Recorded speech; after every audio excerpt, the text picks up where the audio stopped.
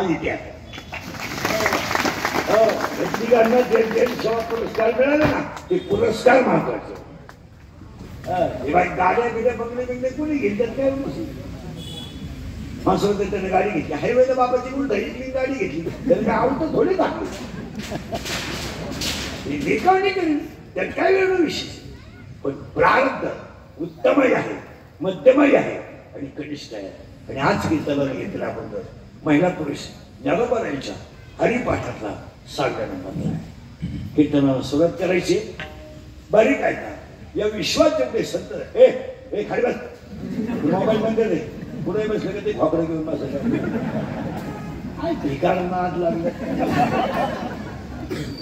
Bathroom मध्ये mobile घेऊन गेला पाणी लावून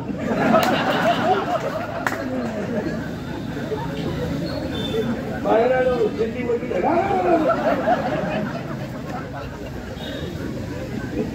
पुढे बसले ते खोकडे. अरे माणसं आहेत आपण कीर्तन आहे आणि महाराज आज आयुष्यामध्ये म्हणतं कीर्तनच माणसाला सुख देऊ शकत. काय जगात बसले काय काय तुम्ही काय जगात घेऊन बसले. हा मग मला सुरुवात करायची.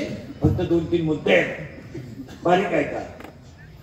या विश्वात महिला मंडळ पुरुष मंडळी या विश्वात जेवढे संत झाले या सगळ्या संतांमध्ये सगळ्यात कोवळं बाळ कोण असेल तर ज्ञानोबा आहे.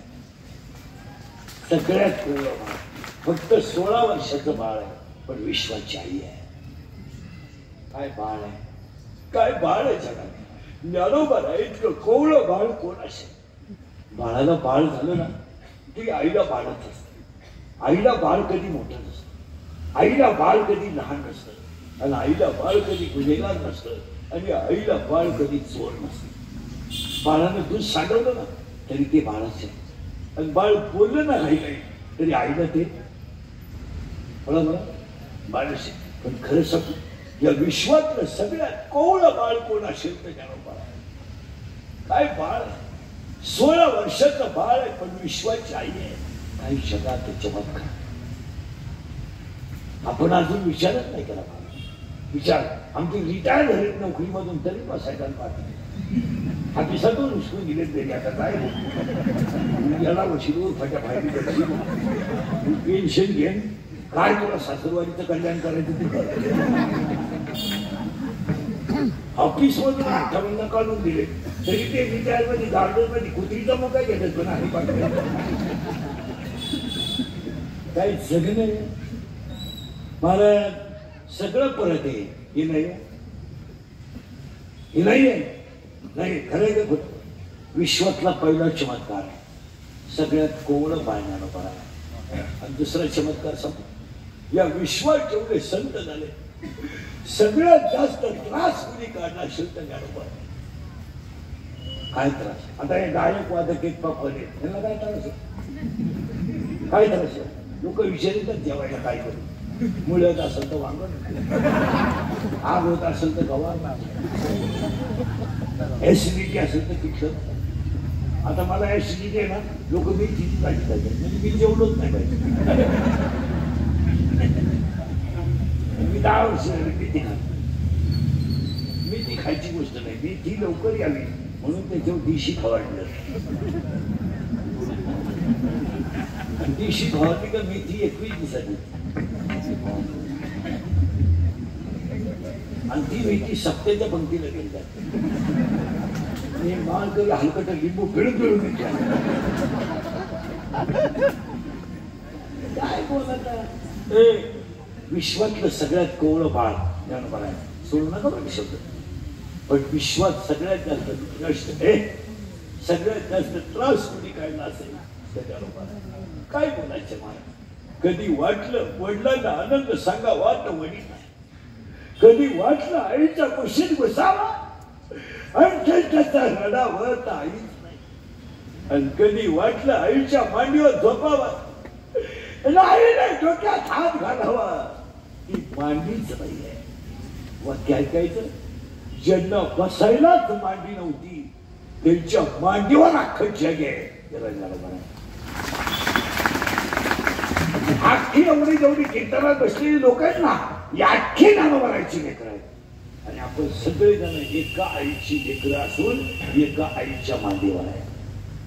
आपली मांडी देणारी आई कोण आहे? ज्ञानोबा आहे. काही चमत्कार आहे. विश्वातला तिसरा चमत्कार आहे. कोवळं बाळ ज्ञानोबा आहे.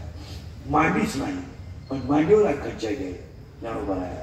आणि विश्वातला तिसरा चमत्कार आहे. सगळा भाऊच गुरु केला ज्ञानोबा आहे. काही शिवा नाही, कुणीच गुरु केला नाही, सगळा भाऊच गुरु केला. काही ज्ञानोबा आहे. आणि चौथा चमत्कार आहे. सगळ्यात उशिरा आले आणि सगळ्यात लवकर गेले. काय ज्ञानोबा आहे. सगळ्यात उशिरा आले ज्ञानोबा आहे आणि सगळ्यात लवकर. आणि जाण्याच्या अगोदर दादा म्हणतात ज्ञाना, अरे तू काही का केली रे ज्ञाना, का लवकर चालला ज्ञाना, तू का? ते ज्ञानोबा म्हणतात, दादा मी लवकर का चाललं सांगू? तुम्ही जर माझ्या अगोदर गेला तर तुमच्या जाण्याचं दुःख मला सहन होणार नाही, म्हणून मी आता काय जीवन, काय जीवन.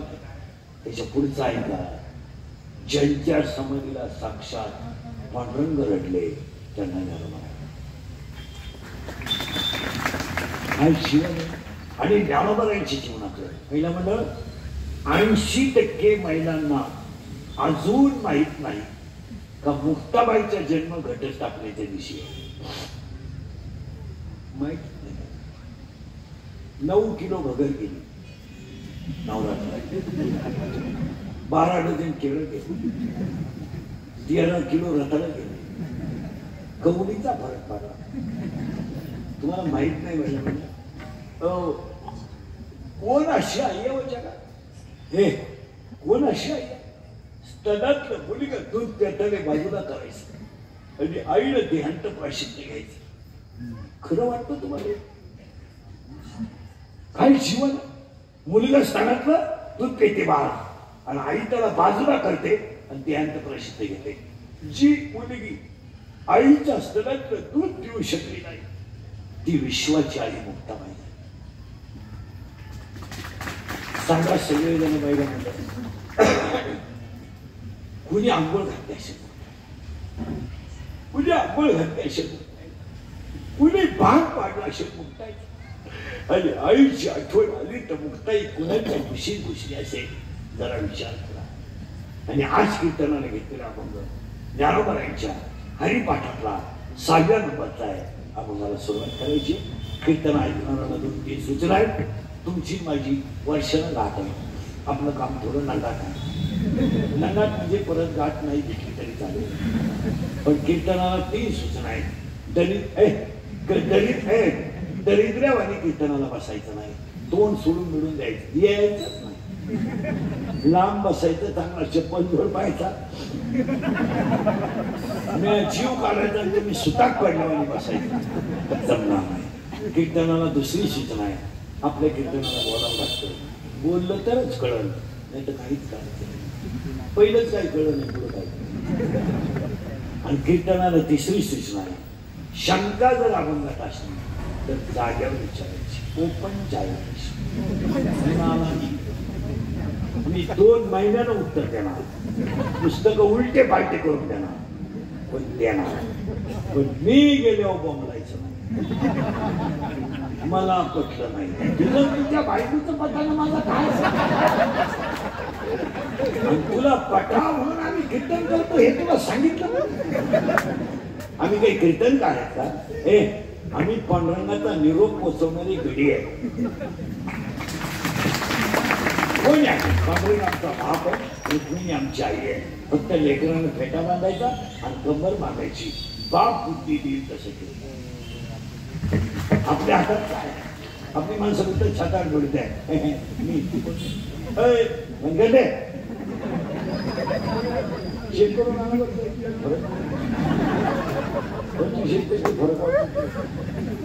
तिकडं बसलो होता, तिकडून इकडं आला, 3 वेळा सांगितलं बंद करा. मला हायटेकलं प्रेमिकानं तू बस 1-2 दिवस माझाच तमाशा चालू.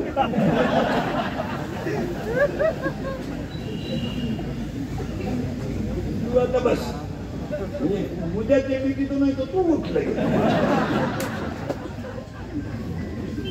क्लिपा टाकताना थोडासा विचार करायचा आपण काय वागवतो, किती खाली जावं माणसाने मर्यादा आहे का नाही. पहिला म्हटलं मुलीचं लग्न जमलं, मुलीला साडी पाहुण्याकडचे लोक घेतात का बाप घेतो पाहुण्याकडे, बरोबर.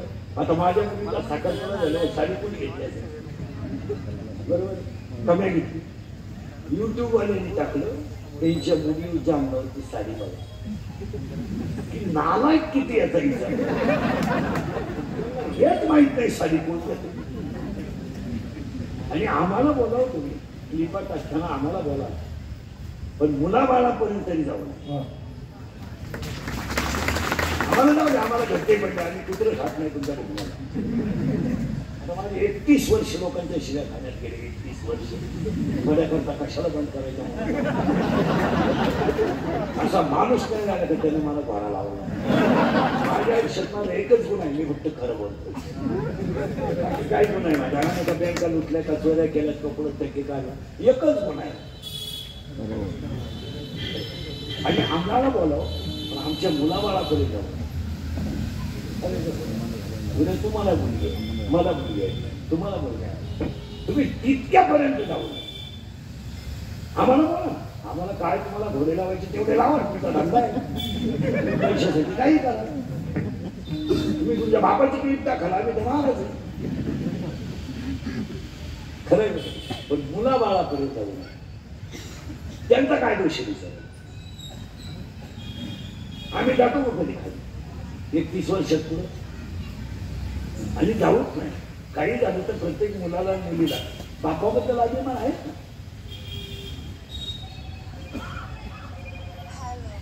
साहजिकच आहे. आणि बापाचंही काही झालं तरी ते हृदय आहे, त्यानं रक्त करून सांभाळलाय. जी निपुत्रिक आहे त्यांनी क्लिप टाकली तर ठीक आहे,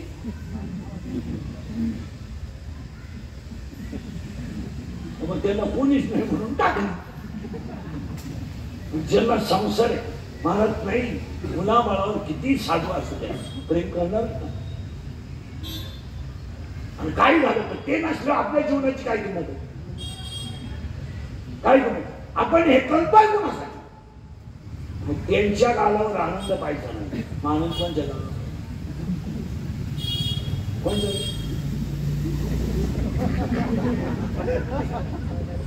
YouTube